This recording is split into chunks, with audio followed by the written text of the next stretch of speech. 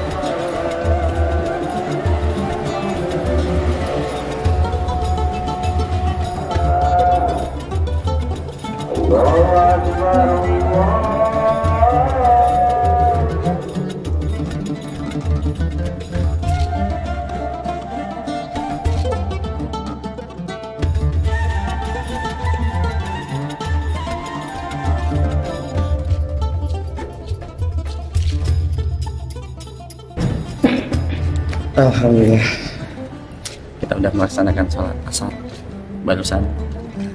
Alhamdulillah nih saya ketemu sama DKM masjidnya yang pengurus Masjid Jami Kalipasir. Itu siapa ya? Kita langsung kenalan langsung. Nih beliau orangnya. Assalamualaikum. Kang Rafi. Punten. Kami dari Fadar TV. Iya, untuk jadi kita ada program namanya Jelajah Masjid gitu kan. Nah ini kita lagi menelisik gitu sejarah dan semua yang ada cerita segala macam yang ada di Masjid Jami Kalipasir tersendiri gitu. Mohon izin gitu sama Kang Rafi. Tadi saya dapat info dari bapak-bapak yang ada di depan, langsung aja Kang Rafi katanya gitu. Yang langsung di sini gitu. Ya, alhamdulillah sih ya, istilahnya kebetulan saya juga lagi ada di sini dan memang saya diamanahkan oleh PKM untuk konsultasi ke bidang jaga budaya dan sejarah masjid. Ya, alhamdulillah sudah kuasa Allah. Alhamdulillah dan sejodohnya Kang Rafi. Iya, Kang Rafi, boleh kita jalan-jalan Kang Rafi ya? Mari. Ya.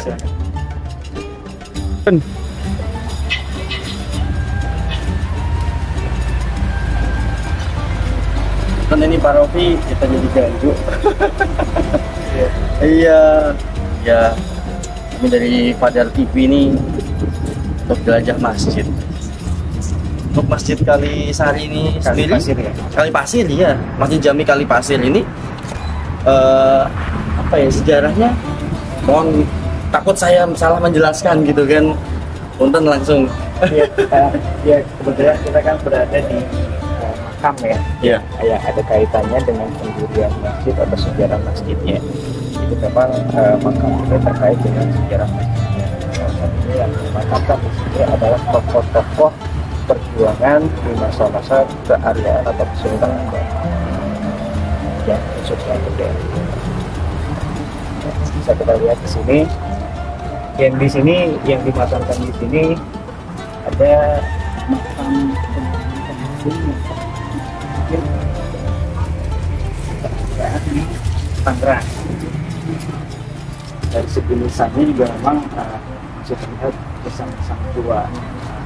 Ini kita memang buat seperti ini, dibuatkan Gajodo itu untuk sebagai upaya pemeliharaan, pemeliharaan dari usia karena memang sudah lama, takutnya banyak menjamur, akhirnya kita tutup dengan Gajodo ini. Nah, Gajebo ini sendiri didukung oleh pemerintah pada saat itu. Jadi untuk menghindari banyaknya jamur dan hal-hal yang bagian rusak dari nisan-nisan. Iya. Makamnya dari Temenggung tersebut ya. Jadi makam Temenggung dan ulama yang pernah berjaya di sana. Di samping itu juga di sini ada makam dari istri Sultan Agung Kertajasa. Oh, tentu. Ini. Iya. Oh. Jadi sebenarnya makam ini sendiri dulunya tidak.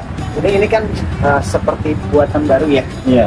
Karena memang sebenarnya nisan itu makam ini ada di dalam dan maksudnya karena sudah tidak ada inskripsinya dari besar keluarga itu, akhirnya kita mencoba untuk mempublikasikannya dengan membuat nisan dengan tulisan yang lebih terbaca. Jadi ya bentuknya letaknya tetap di sini, cuma kita angkat sekarang kita. Oh. Kita malah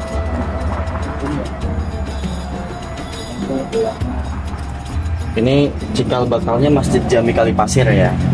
Secara tidak langsung sebenarnya sebagai penerus dari Sebagai pendiri penerus. masjid. Karena sejarah masjid lebih tua dibanding dengan Oh, lebih dulu masjid. Iya. Baru makam-makam. Untung kalau misalkan makam-makam yang ada di sekeliling. ya. Kalau untuk ke arah sana itu sudah makam warga. Oh, makam warga. Dan sampai saat ini alhamdulillah masih difungsikan, walaupun memang sudah keterbatasan tempat ya. Iya. Jadi akhirnya ketika warga itu tinggal dimakamkan di sini, minta dimakamkan di sini, ya mau tidak mau disamakan atau dimasukkan ke dalam lingkungan yang sama dari keluarganya yang sudah sudah bertumpuk-tumpuk sebenarnya. Tumpuk-tumpuk ya.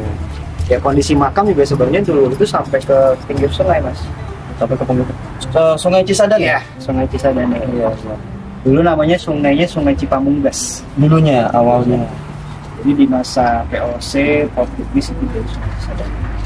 Nah, ini dulu makam sampai ke sungai karena ada pembuatan jalan dari pemerintah, akhirnya banyak makam yang diangkat ke sini. Tanah-tanahnya juga Dipindahkan ke sini. Dipindahkan ke sini. Berarti memang Masjid Jami Kalipasir itu sendiri memang sejarahnya tinggi sekali. Ya, alhamdulillah sih selama kita mengetahui dan mendapatkan penelusuran, kita dapat bahwa memang masjid itu sudah ada sejak tahun 1400 ya. Kalau yang ada saya baca di Wikipedia itu 1700. Iya. Ternyata lebih sepuh lagi ya. Iya, jadi memang gini. Kami di sini memang ditugaskan untuk itu, karena memang pemerintah pada saat itu tergesa-gesa untuk membuat satu keputusan. Dia mengambil sebenarnya bukan 1700 tapi abad 17. Oh, abad 17. Tapi karena penafsirannya kurang tepat, jadi akhirnya 1700. Oh, seperti itu penjelasannya. Sebenarnya keterangannya dari anggota itu mengatakan di abad 17. Abad 17 kan berarti sekitar di 1500 akhir sampai ke 1400-an. Ya. Gitu.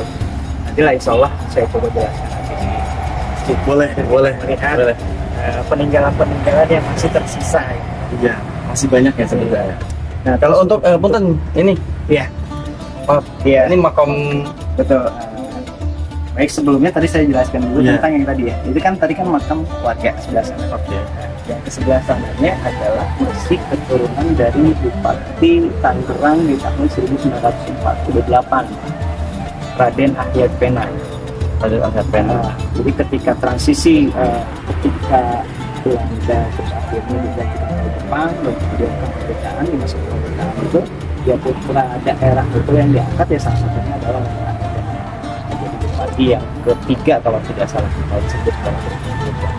Bupati Tangerang dan dimakamkan di sini. Baru di sini adalah makam yang sampai saat ini menjadi sentral dari peziarah-peziarah di Tangerang. Karena yang dimakamkan di sini adalah ulama. Kalau misalkan kita mungkin udah selevelnya waliullah. Jadi beliau itu adalah Nyai Ratu Hajah Murtafiah. Nyai Ratu Hajah Murtafiah. itu kalau misalkan ditelusuri dari silsilahnya, insya Allah menyambung kepada Rasulullah SAW bersama suaminya di sini. Oh, dua berarti sepasangnya dia. Ya, beliau itu dulu pernah mendirikan pesantren khusus perempuan. Jadi kalau misalkan orang Tangerang, orang tua dulunya itu pasti kenal dengan figur beliau. Nah, itu pesantren perempuan khusus untuk perempuan. Cuma sayangnya karena beliau tidak memiliki keturunan, jadi akhirnya pesantren itu sampai saat ini sudah tidak lestari lagi, jadi tidak ada lagi. Tapi berarti sudah tidak beroperasi. Pesantren itu sudah Tidak ada ya. di kampung ini ya. Cuma alhamdulillahnya ilmu beliau diteruskan oleh murid-murid beliau yang mendirikan pesantren di tempatnya masing-masing. Gitu. Jadi kayak semacam di Legok, di Bogor, terus di Serang. Oh, Itu regenerasinya ada ya? regenerasinya. Ya, dari keilmuan dari beliau. Dan itu biasanya dalam waktu-waktu tertentu murid-muridnya itu berziarah untuk bertawasul ke khususnya di bulan Safar. Halnya dari Nyai Ratu Hajah Murtad. Lantas berarti kalau misalkan pada saat waktu safar gitu kan, di bulan safar ya maksud saya, peziarah itu banyak yang kesini. Alhamdulillah kalau misalkan melihat dari kondisinya, ya ini Tertutup semua ya, Kang Raffi ya? Ya sampai tanggal 7 masih. Karena memang Antri itu ya. dari pagi sampai ke sore gitu. Terus ada juga ada yang memang hataman Quran ya. Hataman Quran. Di hal-hal ibadah itu dilanjutkan dengan ceramah dari murid-murid bulan Safar. Bulan safar. Mungkin itu yang Ini sejarahnya ya, bagian dari sejarah juga. Nah, ini juga sebenarnya kemarin dari Dinas Kebudayaan juga ada rencana untuk penelitian dari nisan-nisan ini. Dinas Kebudayaan Kota Tangerang. Oke, mau diteliti untuk nisannya. Iya, jadi istilahnya memang itu akan diteliti berdasarkan dari bentuk dan zamannya. Karena kan memang tidak cuma satu bentuk ya. Iya, iya. Jadi ada beberapa bentuk dan ada juga yang memang berkaitan dengan sejarah-sejarah yang terkait di masa-masa itu, seperti ke Demak, ke Banten, ke Sumedang. Itu akan ditelusuri dari situ. Itu. Tapi wallahualam belum ada rencana lagi sih. Iya, iya. Belum ada informasi tentang apa yang dilakukan. Ya, tadi kan kita sudah merekam ya. Iya. Masuk ke masjid, ya, mudah-mudahan saya bisa menjelaskan tentang apa saja yang masih tertinggal peninggalan sejarah. Peninggalan yang ada di Jami Kalipasir. Iya. Ya. Punten. Assalamualaikum.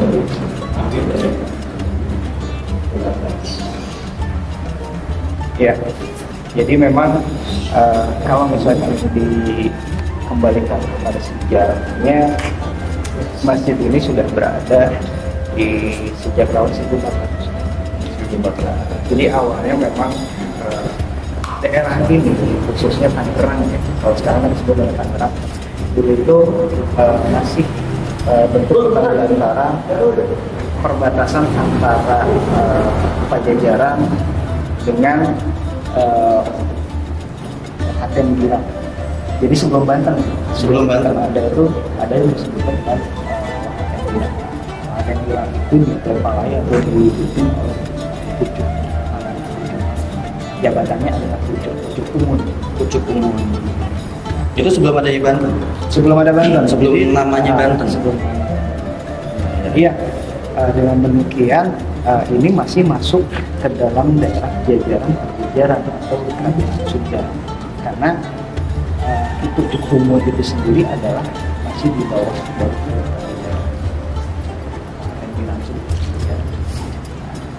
dengan berlanjutnya di masa-masa penaklukan penaklukan Sunda Kelapa ini berangsur-angsur menjadi satu daerah yang akhirnya menjadi daerah yang dipimpin oleh Pangeran Sabaraginting atau kita kenal dengan Maulana Hasanuddin. Sehingga dari situlah kerajaan atau Sultan Baru setelah itu terbentuknya banten. Berarti memang Masjid Jami Kali Pasir tersebut pun ini sudah ada lebih sepuh dibanding adanya Banten gitu ya. Sebenarnya kalau misalkan menarik ke sejarahnya seperti itu. Iya.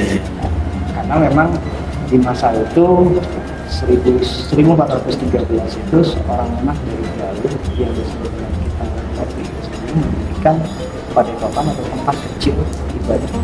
Karena beliau adalah murid dari Syekh Subakir. Diberikan amanah untuk menyebarkan ajaran Islam ke daerah Wahat yang Birang. Sebelum sampai ke Wahat yang Birang, beliau sampai ke sini dan melihat karena qadar Allah, beliau mendirikan tempat buatlah kelompok kecil awalnya. Kemudian di tahun 1455 seorang sayyid dari tanah Irak yang bernama Sayyid Hasan Ali Abu Sayyid, beliau melakukan syiar Islam sampai ke Cirebon. Dari Cirebon beliau baru menelusuri sampai ke Indonesia Jawa, baik ke Jawa atau ke daerah Padang. Alhamdulillah karena Allah sendiri akhirnya sampai ke daerah sini. Beliau adalah Syekh Abdul Jalil atau Sayyid Hasan Ali Abu Sayyid. Nah, dengan demikian beliau meneruskan jejak yang ada dari peninggalan kita sendiri. Terus itu beliau juga merenovasi dari bangunan kecil itu menjadi sebuah tajuk. Nah, yang sampai saat ini awal mula tajuk itu sendiri atau bangunan tajuk itu sendiri masih tersisa dari tempat yang ini. Iya, makanya tadi pas saya masuk saya langsung terkesima gitu ya, Kang Rofi ya. Jadi apa yang ini ya peninggalan sejarahnya itu ceritanya seperti apa gitu kan. Jadi kan Sayyid Hasan Ali Al-Husaini itu sendiri adalah salah satu guru dari Sunan Kalijaga. Sehingga ketika Raden Fatahillah itu melakukan penyerangan dari akhir ke Sunda Kelapa, dengan amanah dari Sunan Gunung, beliau singgah ke Pasir. Ini atau keluarga dari gurunya itu saya ambil atau saya akhirnya karena di sini ada renovasian bangunan kecil menjadi tadi Sunan Kalijaga Sunan Gunung mengamanahkan kepada kayu seperti yang punya tiang-tiang kayu ini ada 4 ya. Saat ini alhamdulillah masih lestari. Memang awalnya dulu tidak seperti ini. Oh, seperti ini cuma tiang ini aja. Oh, nah ini adalah upaya kita untuk melestarikan. Karena memang yang emas ini. ya galvanis ini bersih. Karena memang awalnya ketika kita coba untuk bukan rombak ya, kita pelihara bercabang apa di bawah itu ternyata sudah tidak menempel ke bumi kurang lebih sekitar 15 cm. Oh iya. Alhamdulillahnya masjid ini tidak miring gitu. Iya. Jadi Masih kokoh ya pada saat iya, itu. pada saat itu masih kokoh. Meskipun tidak menapak walaupun menggantung masih kokoh. Oleh karena itu ya kita membuat ini disangga oleh galvanis dan dicor bawahnya untuk hindari kemakungan. Iya. Jadi masih asli sampai ke atas sampai ke kubah. Sampai ke kubah. Iya, jadi masih susunan. Karena kan memang masjid yang zaman dahulu itu atap susun ya, jadi bentuknya kayak semacam Iya. yang ke atas yang menunjukkan atap itu ada mustaka atau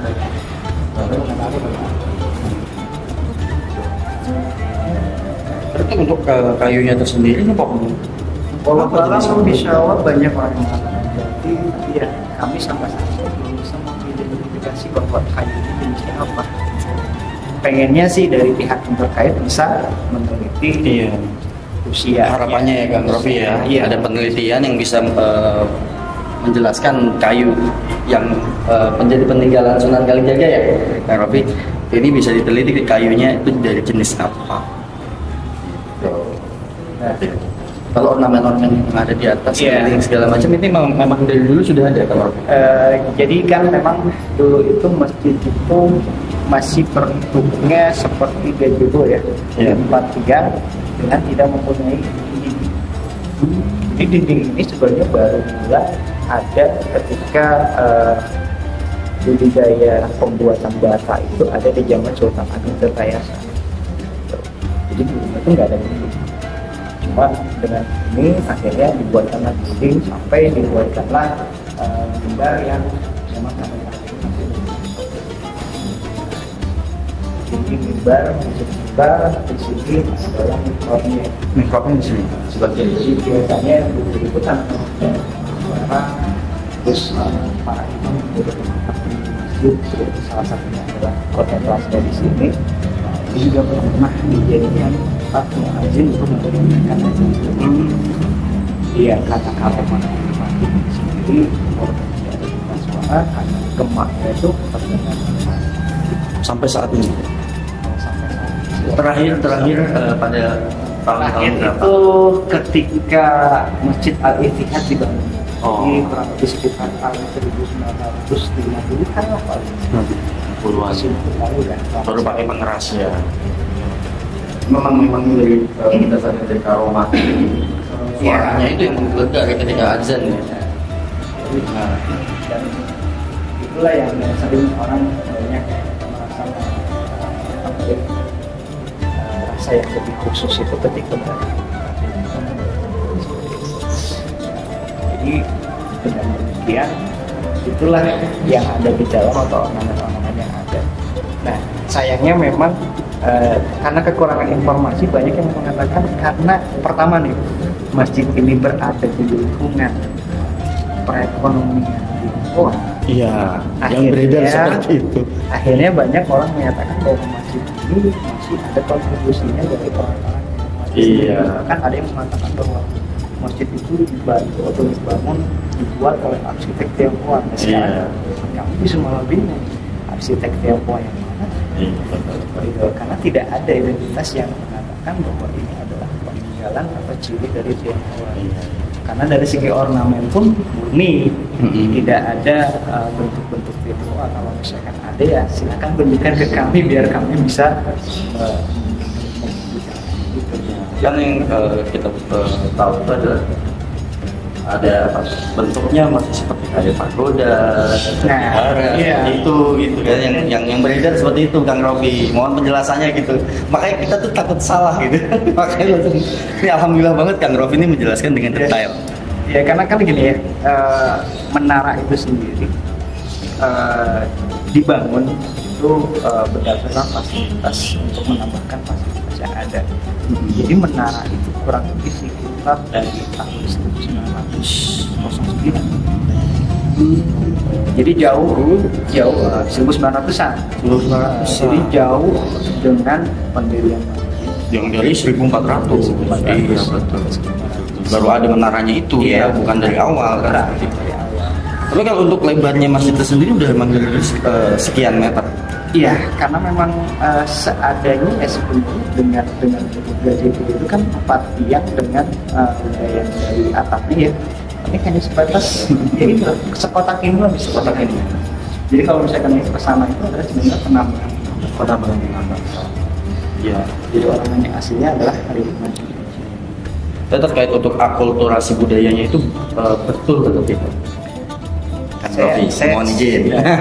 Saya terkadang kan agak sulit ya Iya. yang disebut akulturasi itu sebenarnya Iya, kan banyak katanya ornamentnya seperti Tionghoa, Iya. Makanya Iya. kita jelaskan Baik. gitu ke Kang Rafi. Mau langsung iya. expertnya gitu. Ya makanya saya sendiri bertanya-tanya yang disebut dengan akulturasi itu ya seperti apa? Iya. Karena sepengetahuan kami bentuk masjid dari versi-versi sebelumnya atau dari zaman-zaman kewalian ya bentuknya seperti ini. Iya. Walaupun memang di masa-masa kerajaan, contohnya kayak semacam Kesultanan Demak itu sendiri ada bagian keluarganya yang berasal dari Tionghoa gitu kan. Tapi kan itu tidak mencerminkan bahwa ini adalah perpaduan. Iya. Justru malah saya tuh lebih cenderungnya ini adalah hasil dari kesundaan yang ada di Tangerang. hasilnya seperti ini. Hasilnya Jawaban seperti untuk ini. akulturasi Iya. ya. Walaupun ada akulturasi mungkin itu hanya kalau dibilang sih orang mencocok-cocokkan saja. Iya iya iya. Cocokologi. Cocokologi sekarang. Contoh yang paling gampang kayak semacam menara. Iya. Seperti apa? Pagoda. Pagoda. Terus atasnya katanya kayak vihara gitu. Kayak vihara. Iya. Segi delapan itu sendiri kan memang sudah digunakan oleh kerajaan-kerajaan Islam karena memang lambang segi delapan itu berkaitan dengan Panji Ibrahim. Panji Ibrahim. Segi Ya, delapannya segi itu delapan ya. Jadi memang tidak ada kaitannya dengan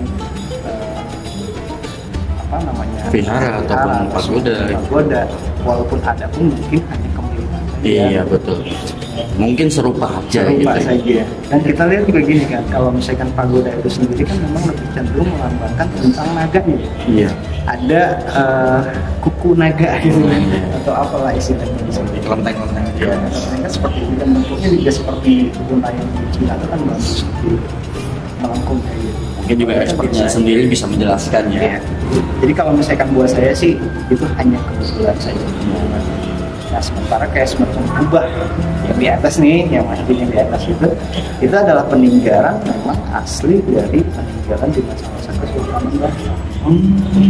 Nah kalau misalkan kita teliti lagi, di situ adalah bentuknya di atasnya mahkota, di bawahnya adalah burung bawahnya. Jadi merak mangku mahkota, mangku mahkota.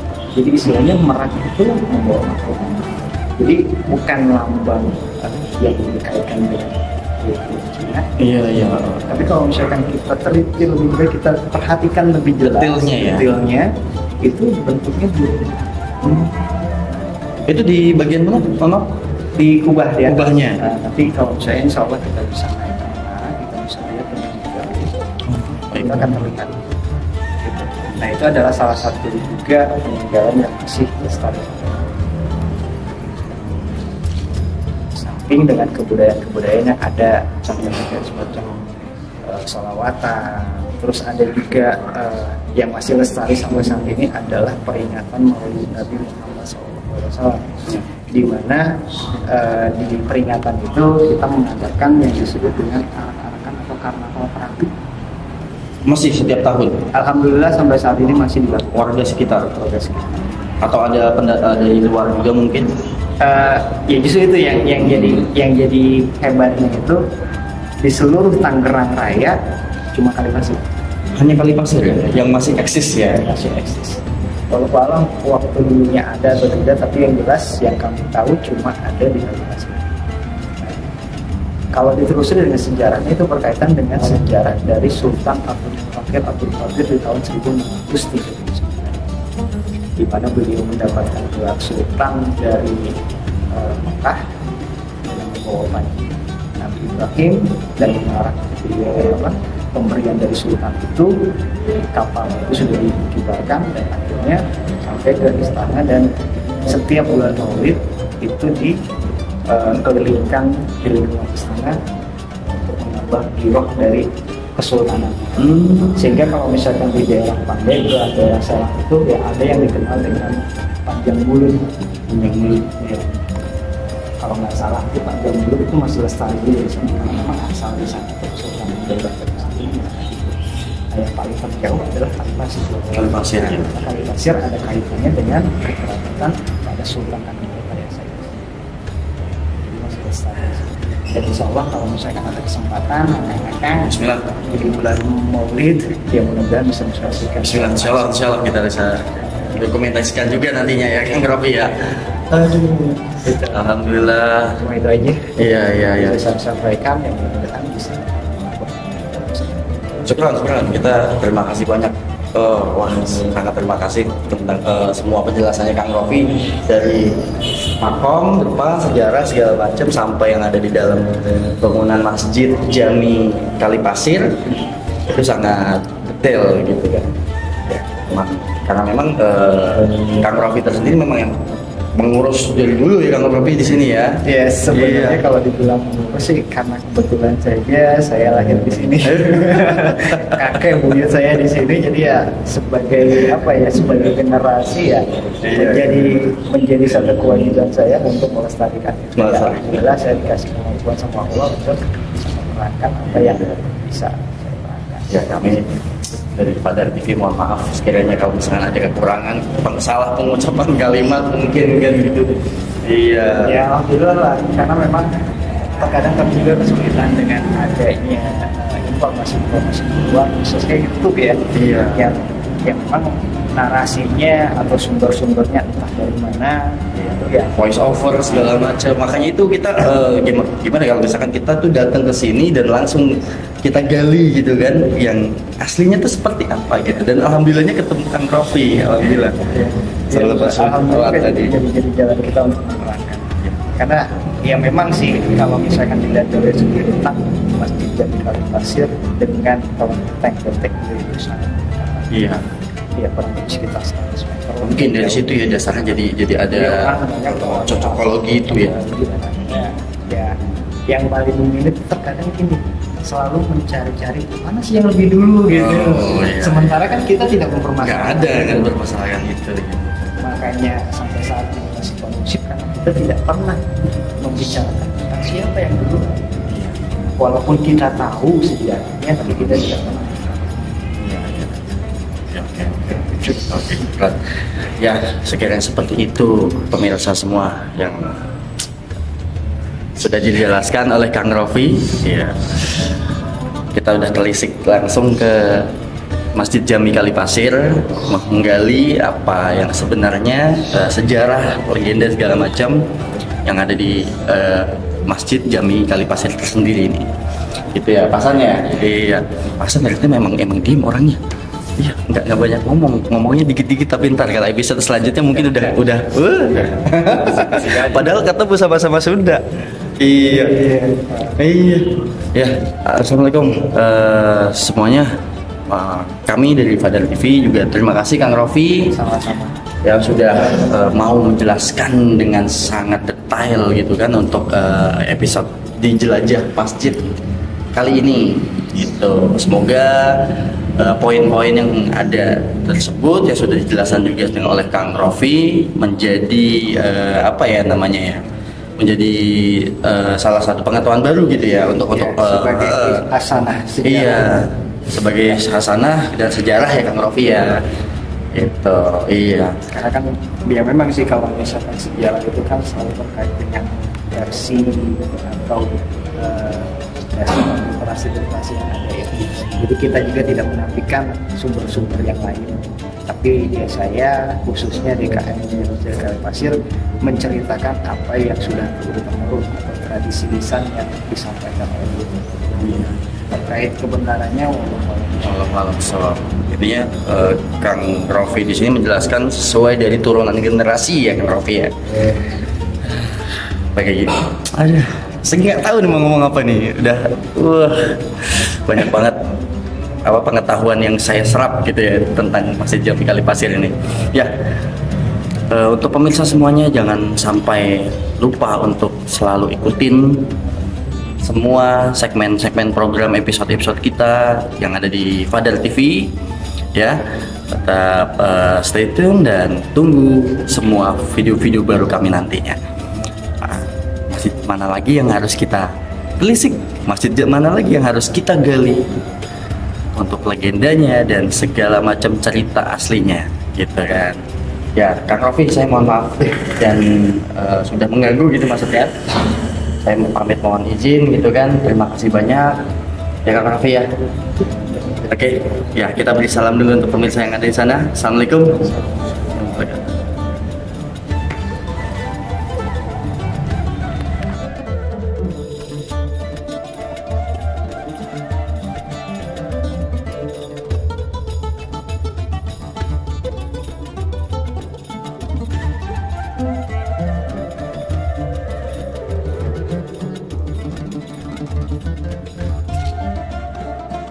Alhamdulillah nih Kang Rofi, kita di lantai berapa nih Kang Rofi? Berapa ini deh? Pokoknya yang paling tinggi di menara deh. Paling tinggi ya. tinggi banget ini di atas, pemirsa. Ini kan katanya sih menaranya mirip pagoda, tapi ya Allahu alam bisawab lah. Alam bisawab. Bentuknya memang mungkin menyerupai. Iya. Nggak ada unsur ke situ-situ. Nggak ada ya Kang Raffi ya. Ya, itu yang tadi saya ceritakan Mas. Ini terkait dengan Balu Arti. Kami menyebutnya Balu Arti ya. Nah, ini adalah burung merak atau merak mangku mahkota. Merak mangku mahkota. Merak mangku mahkota. Jadi di mana ciri atau bentuknya itu yang di bawah itu adalah burung merak. Burung merak ya. Nah, kalau misalkan lihat dari sini kan itu kan badannya terus sayapnya itu, nah, terus di atasnya itu merupakan ciri dari mahkota Sundaan Tangerang atau Kalitas. Oke. Nah, jadi kalau misalkan ini dikaitkan dengan arti karena arsitek dari Tionghoa, saya sih tidak sependapat ya, karena memang tidak ada ciri-ciri Tionghoanya di sini. Ya sih sepaham ya. Iya. Karena memang yang saya tahu sih seperti itu, karena tidak ada unsur dari Tionghoanya, karena memang ini berciri dengan kesundaan yang ada di daerah Wahaten Girang atau Banten. Karena kan ciri dari Wahaten Girang itu sendiri adalah burung merak. Kalau misalkan kita coba ke Mahibul Makbaroh yang di Serang, Iya. Agus Jo dan Agus Jong itu bentuknya merak juga sama. Seperti itu. Ini meraknya berarti di bawah itu ya? Iya, itu yang bawah yang Di bawah itu ya? gitu tuh, yang kayak gitu tuh, Heeh. yang kayak apa? Itu cuma kepalanya, terus bawahnya itu sayap. Oh, yang ada di ujung-ujung itu? Iya, Ini 1, 2, yang 4 3 sama 4 di sana ya. Baru atasnya ke mahkota. mahkota. Berarti bukan seperti vihara atau pagoda yang diceritakan oleh orang-orang ya, Kang ya. Kalau vihara sama pagoda kan bentuknya juga udah beda kan? Beda ya. Dan kalau vihara sama pagoda lebih cenderungnya ke apa? Naga. Naga ya. Nah di sini kita bisa lihat nih, karena kita kan berbatasan langsung dengan ya jaraknya nggak begitu jauh dengan vihara. Di situ ada vihara tuh. Di atas Oh iya, itu ya. bentuk naga gitu. Iya, nggak ada unsur Ini ya. nggak Ini ada ya. unsur corak-corak yang seperti itu gitu. Oh itu di pemukiman ya? Ya itu Kang Raffi ada ya? di perniagaan. Jadi Oh. perniagaan. Jadi banyaknya sebenarnya gini. Kelenteng Bentek Bio itu sendiri berada di lingkungan perniagaan atau pasar. Karena memang pada zaman dulunya itu adalah pasar. Yang notabene sebenarnya kepemilikannya lebih banyak oleh kaum Arya atau orang Sunda Kalipasir atau orang Sunda Tangerang. Nah, adapun bangsawan-bangsawan dari Tionghoa itu ada kurang lebih sekitar 9 orang lah yang menjadi atau mendirikan atau mempunyai lapak dagang di situ. Oh seperti itu. Jadi kalau misalkan dilihat ini sebenarnya bukan pemukiman Tionghoa tapi pabrik, gudang. Jadi Iya. nggak ada yang tinggal di situ. Nggak ada ya. Nggak Ini ada. untuk orang kerja, industri Iya, ya. industri. Jadi sebenarnya kalau misalkan dikatakan masjid berada di tengah-tengah lingkungan pemukiman Tionghoa itu salah. Salah ya kan ya. Karena memang tidak ada pemukiman Tionghoa di sini. Yang ada juga hanya perniagaan, dan itu pun secara kebetulan berdampingan dengan masyarakat Sunda Kalipasir. Jadi dari masjid itu lingkungannya kiri kanan itu Sunda Kalipasir semua. Ini sudah kali pasir semua ya Kang ya. Baru kedepannya baru perniagaan yang disebut dengan sekarang itu pusat kuliner Tangerang ya. Oh, Sekarang pasar di lama itu ya. Pasar lama. Iya benar. Karena memang ini daerahnya tersendiri juga Masjid Jami Kalipasir dekat dengan Iya. pasar lama. Itu Sungai Cisadane yang dulunya namanya siapa? Kang? Sungai Cipamunggas. Sungai Cipamunggas. Kalau pasar lama itu adanya di sana kalau nggak salah. Ya. Ini Oh iya, ini sepanjang jalan blok sana ya. Sana ya, pasar lama ya. Food Street ya. ini Masjid Al Ittihad tuh. Oh iya. Oh. Ini Masjid Al Ittihad. Masjid Agung ya Kang ya. Jadi memang sebenarnya masih satu komplek. Jadi kalau misalkan dibilang ini adalah kota tuanya Tangerang, ya. Karena memang awal mulanya Tangerang itu sendiri berada di sini. Makanya kemarin itu pemerintah Kota Tangerang menetapkan bahwa titik nolnya Tangerang adalah di Kalipasir. Titik nolnya Tangerang itu ada di sini di Kalipasir. Oh. Terkait dengan sejarah yang ada kan. Iya. Seperti tadi saya paparkan, memang di tahun 1413 itu sebelum ada pemukiman, sebelum ada apa-apa pun, dasar dari masjid itu sendiri sudah ada. Baru dibuka lahan dan segala macam apa, baru berkembanglah dari Banten ke arah sini. Jadi bertemu tuh. Iya. Jadi kayak semacam dari Banten itu kan lari ke Jakarta dan segala macam apa gitu kan. Terus dari Bogor ke sana tuh Serpong dan segala macam apa. Ya, akhirnya jadi satu kesatuan Tangerang Raya. Iya. Sejarahnya seperti itu ya, bahwasanya memang ya jadinya titik nolnya di Kalipasir ya. Iya, kalau yang kami yakini seperti itu Iya, karena sesuai dengan penemuan dari sejarah yang ada. Sementara kayak semacam di Serpong, terus di daerah-daerah yang lain itu kan lebih banyak sejarah karena memang keberadaan dari VOC itu sendiri mengembangkan daerah Tangerang yang akhirnya banyak dikuasai oleh tuan tanah Cina. Iya. Jadi banyak sejarah yang hilang. Bahkan orang Tangerang sendiri tidak mengetahui sejarah Tangerang seperti apa yang masih. Mayoritas banyaknya mengambil dari sisi paham yang memang sudah direkayasa oleh VOC. Oh gitu, yang sudah dibukukan ya. Sudah dibukukan. Ya, jadi akhirnya tradisi lisan itu dianggap dongeng. Padahal itu langsung dari warga setempat yang melakoni gitu ya. Iya. Generasinya juga. Betul. Gitu kan. Karena ya kalau misalkan kita lihat dari sisi bukti, ya kita bisa menunjukkan buktinya ada. Di samping itu generasinya ada. Ya saya ini salah satunya adalah bukti dari keberadaan dari kebudayaan yang ada di Kalipasir Tangerang di sini. Karena kakek saya dari sini. Gitu. Iya Kang Raffi. Asli gitu. sini ya benar. Iya betul. Dan itu ceritanya pun turun temurun ke generasi selanjutnya ya Kang Raffi ya. Betul. Subhanallah. Jadi semoga video ini menjadi sebuah pengetahuan baru gitu ya, atau adanya kekeliruan yang lain gitu kan. Ya memang kalau misalkan berbicara masalah sejarah kan tidak mengkhususkan kepada satu daerah. Iya. Ya bahkan di zaman khususnya gini, pada zaman Kesultanan di masa Sultan Ageng Tirtayasa itu sendiri banyak keturunan dari Sultan Ageng Tirtayasa atau pejuang kaum juang Banten pada saat itu untuk menghindari penyerangan atau menghindari dari kejaran VOC pada saat itu, akhirnya banyak yang melepaskan jabatan, melepaskan nama aslinya, akhirnya terkenal dengan nama-nama julukan.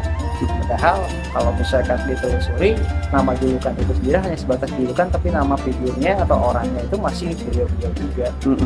Jadi Tangerang tuh menyebar itu banyak makam-makam karoma dan segala macam apa dengan nama yang berbeda-beda dan punya cerita masing-masing. Iya. Tapi sebenarnya kalau misalkan kita gabungkan, kita tarik, kita menjadi satu sejarah yang turun-temurun yang sebenarnya nyambung semua ya, saling terkoneksi. Sementara data-data VOC itu sendiri kan terkait dengan kepentingan mereka. Iya betul. Mereka membuat denah ini, mereka menceritakan ini karena ada kaitannya dengan urusan mereka. Mana mungkin mereka menceritakan tentang sejarah Islam? Yang ada kan mereka untuk menghancurkan kekuatan Islam dengan cara seperti itu. Jadi ya kalau misalkan referensi kita dari buku-buku yang diterbitkan sama VOC ya bukannya tidak boleh, tapi kita harus sedikit mengoreksi juga. Kita harus kritis gitu kan. Di zaman itu menyebutkan itu apakah benar di lapangan itu seperti itu. Gitu. Jadi bukan cocok logi juga. Iya, betul. Tapi harus sesuai dengan apa yang berdasarkan banyak referensi juga terkait ekspor-ekspornya sendiri ya yang memang paham sejarahnya ya Kang ya. Ya saya sebagai pelaku sejarah atau setidaknya keturunan yang mengetahui tentang sejarah. Iya. Itu kan sebenarnya melekat ya, nggak bisa dirasuki oleh pemikiran apapun gitu. Iya. Makanya di Indonesia itu banyaknya dongeng disebutnya. Sebanyak dongengnya. Sebenarnya bukannya dongeng, mungkin juga itu adalah tradisi lisan yang turun. Ya walau bisa mungkin ada penambahan ya yang namanya heroik, apalagi di Indonesia itu kan lebih banyak ke sisi mistis dan kesaktiannya Iya, itu. betul. Jadi itu sebenarnya itu tambahan, tapi kalau dari intisarinya sih sebenarnya Sama ya, hanya kemasannya yang berbeda-beda ya, dan kebetulannya tempatnya juga berbeda-beda ya, gitu.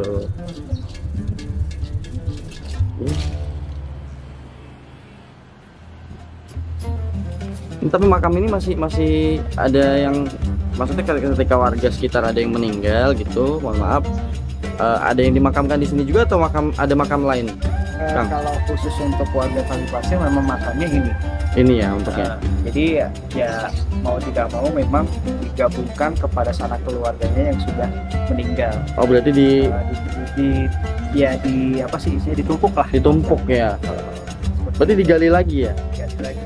Tapi alhamdulillah sampai saat ini Masih cukup ya? Alhamdulillah ya. walaupun kelihatan sempit ya. Iya. Tapi alhamdulillah kita masih Wallahu a'lam.